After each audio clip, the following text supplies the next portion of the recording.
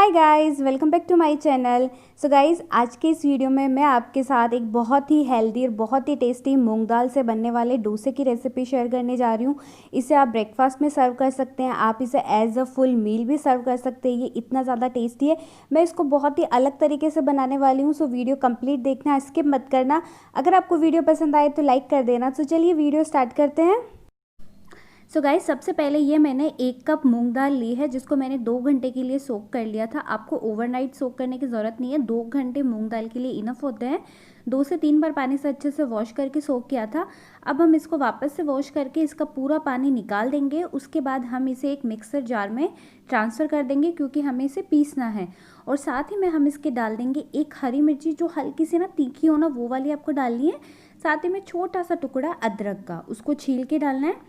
और थोड़ा सा जीरा जाएगा और बिल्कुल थोड़े से पानी के साथ हम इसे पीस लेंगे। पानी बहुत ज़्यादा नहीं डालना है, जस्ट 1 से 2 बड़े चम्मच, उससे ज़्यादा नहीं डालना है। और अब हम इसको पीस लेंगे। तो हार्डली 1 से 2 मिनट में ये अच्छे से पिस जाएगा। एकदम स्मूथ पेस्ट चाहिए हमें इसका। सो आप देख सकते हैं हमने इसे पीस लिया है। अब हम इसे एक बड़े बोल में ट्रांसफ़र कर देंगे। और जीरा डालने की वजह से जो इसका फ्लेवर है ना, वो और भी ज़्यादा अच्छा आता है। तो आप प्लीज़ जीरे को स्किप बिल्कुल मत करना। और मसाले में सिर्फ हमें नमक डालना है, मिक्स कर देना है। और ये हमारा मूंग दाल का डोसा बनाने के लिए जो बैटर है वो बिल्कुल तैयार है। कंसिस्टेंसी बिल्कुल आप देख सकते हो, हमें ऐसा ही थिक चाहिए, पतला हमें इसे बिल्कुल नहीं करना है। सो चलिए अभी हम डोसा बनाते हैं।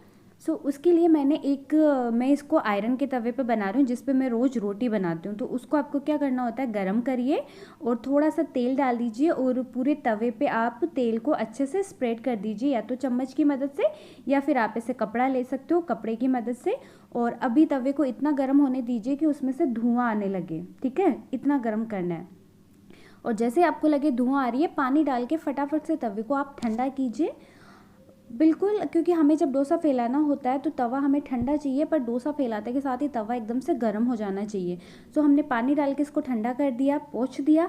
अभी तवा हमारा ठंडा है, हम फटाफट से इस पर डोसा बैटर स्प्रेड कर देंगे। और जैसे हम बैटर स्प्रेड करेंगे ना, तवा वापस से गर्म हो जाएगा। उसकी वजह से जो हमारा डोसा है ना, वो क्रिस्पी बनेगा। आपने देखा होगा लोहे के तवे पे जो डोसा क्रिस्पी बनता है ना, उतना नॉन स्टिक में नहीं बनता है। मैं आपको दोनों दिखाऊंगी। अभी हमने 1.5 बड़ा चम्मच बैटर लिया है, इसको अच्छे से फैला लेंगे। और जहाँ जहाँ आपको लग रहा है बैटर ज़्यादा हो गया, वहाँ आप बैक साइड मतलब स्पून के एजेस से इसको निकाल सकते हैं, जिससे आपका जो डोसा है ना, वो एकदम पतला सा बनेगा। अगर आपको इससे भी पतला चाहिए तो आप थोड़ा और निकाल दीजिए, पर मुझे इतना इनफ है। अब हम इसकी ऊपर वाली जो लेयर होती है ना, उसको ड्राई होने देंगे। उसके पहले आपको इसमें तेल घी कुछ नहीं डालना है। जैसे ही आपको लगे कि ऊपर की लेयर जो है ना, वो ड्राई हो चुकी है, तब आप थोड़ा सा तेल या घी डाल दीजिए। मैं बिल्कुल थोड़ा सा डाल रही हूँ, आप देख सकते हो। अगर आपको मार्केट जैसा एकदम क्रिस्पी वैसा वाला चाहिए, सो आप तेल भी बहुत ज़्यादा डालिए। साथ में जो आप बटर डालेंगे वो भी आपको डबल टिबल डालना होगा, तो बिल्कुल आपका वैसा कलर भी आएगा और वैसा आपको टेक्स्चर भी मिलेगा। तेल हमने डाल दिया। अब हम थोड़ा सा बटर डालेंगे, मैं बिल्कुल थोड़ा डाल रही हूँ। आप चाहे तो 2-3 क्यूब बटर डाल सकते हो, जैसा मार्केट में डालते हैं, पर मैं इसको तो हेल्दी वर्जन बना रही हूँ, तो इसको थोड़ा हेल्दी ही रखेंगे हम। और इसके साथ में इसमें डाल रही हूँ गन पाउडर। डोसा और इडली के साथ गन पाउडर का फ्लेवर जो है ना, वो बहुत ज़्यादा अच्छा आता है। अगर आपको गन पाउडर की रेसिपी चाहिए तो मुझे कमेंट करके बताना, मैं इसके आगे वाले वीडियो में आपके साथ ज़रूर शेयर कर दूँगी। और अच्छे से इन दोनों को हम मिक्स करके पूरे तवे पे अच्छे से स्प्रेड कर देंगे, जैसा आप वीडियो में देख रहे हो ना, बिल्कुल वैसे ही। गन पाउडर में बहुत सारे खड़े मसाले होते हैं, तो मतलब उसकी वजह से इसका फ्लेवर आप ऐसे ही खाओगे ना, तो भी ये बहुत ज़्यादा यम लगने वाला है, बहुत टेस्टी लगता है, आप ट्राई करना। अच्छे से हमने इसको फैला दिया है। अब हम इसके ऊपर कुछ रॉ वेजिटेबल्स डालेंगे, जिससे जो क्रंचीनेस आएगी ना, तो उसकी वजह से ये डोसा और ज़्यादा अच्छा लगता है और हेल्दी हो जाता है। मॉर्निंग ब्रेकफास्ट के लिए तो एकदम परफेक्ट होता है ये। सो मैंने कैप्सिकम को लंबे लंबे स्लाइसेस में कट करके हाफ़ कर लिया था, वो डाला है। फिर हम जो अनियन है वो भी मैंने एकदम पतले पतले स्ट्रिप्स में कट किए हैं, वो डाल देंगे। आप चाहे तो आलू को ग्रेट करके भी डाल सकते हैं, पर फिर वो हल्का सा आप उबला हुआ आलू लीजिए, क्योंकि रू का फ्लेवर बिल्कुल अच्छा नहीं आता है। टमेटोज़ के भी मैंने सीड्स निकाल दिए हैं। उसके बाद मैंने इसको छोटे छोटे पीसेस में कट कर लिया है। और अब हम इसके ऊपर डालेंगे ग्रेट किया हुआ पनीर। आप जितना डालना चाहे डाल सकते हैं। इवन आप यहाँ पे चीज़ भी डाल सकते हैं, पर मैं नहीं डाल रही हूँ चीज़, क्योंकि मुझे इसे थोड़ा हेल्दी ही रखना है। तो सारी चीज़ें हमने अच्छे से डाल दी है। ऊपर से थोड़ा सा मैं गन पाउडर जो है वो और स्प्रिंकल करूँगी, जिससे ये और भी ज़्यादा टेस्टी लगेगा। थोड़ा सा बटर और इसको मतलब आपको फ्लेम आपको, हाँ यहाँ पे मैंने बताया नहीं, डोसा जैसे ही ड्राई हो जाए उसके बाद फ्लेम आपको एकदम कम कर देनी है और लो फ्लेम पे आपको सारा प्रोसेस करना है, क्योंकि बहुत टाइम लगता है ये प्रोसेस करने में, तो डोसा जल भी सकता है। वैसे मेरा जो आयरन तवा वो बीच में से हल्का सा पतला है, तो बीच में से डोसा जो है ना वो डार्क बनता है।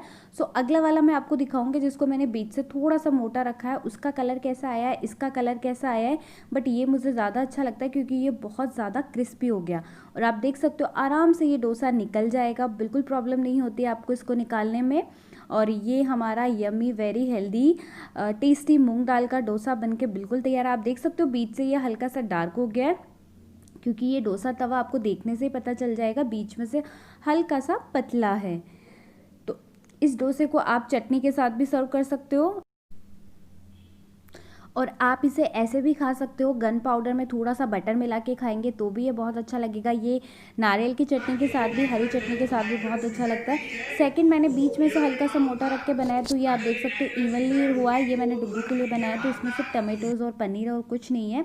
और मैं आपको नॉन स्टिक तवे का दिखा देती हूँ। नॉन स्टिक तवे पर मैंने बनाया है, पर ये देखो आप इसका टेक्स्चर कैसा लग रहा है, बिल्कुल ऐसा लग रहा है जैसे हमने रोटी बनाई हो। बिल्कुल भी क्रिस्पी नहीं बनता अगर आपका नया नॉन स्टिक तवा है। हाँ, अगर पुराना हो गया है तो कुछ ऐसा बनता है। ऊपर वाला है वो मैंने थोड़े पुराने पे बनाया है, नीचे वाला नए पे बनाया है। सो आप सारे डोसे को कंपेयर कर सकते हो, तो मुझे आयरन तवा बेस्ट लगता है। सो गाइज, आप ये रेसिपी ज़रूर ट्राई करना। आई होप आपको बहुत पसंद आएगी। अगर आपको आज का वीडियो थोड़ा सा भी पसंद आया हो सो इसे लाइक कर देना, इसे शेयर कर देना, और प्लीज़ मेरे चैनल को सब्सक्राइब कर देना। मैं आपसे मिलती हूँ मेरे अगले वीडियो में। Till then bye bye. और हाँ, अगर आप ये रेसिपी ट्राई कर रहे हो तो इसकी पिक्स मेरे साथ इंस्टाग्राम पे ज़रूर शेयर करना। मेरा इंस्टाग्राम हैंडल है PJ होममेकर। बाय।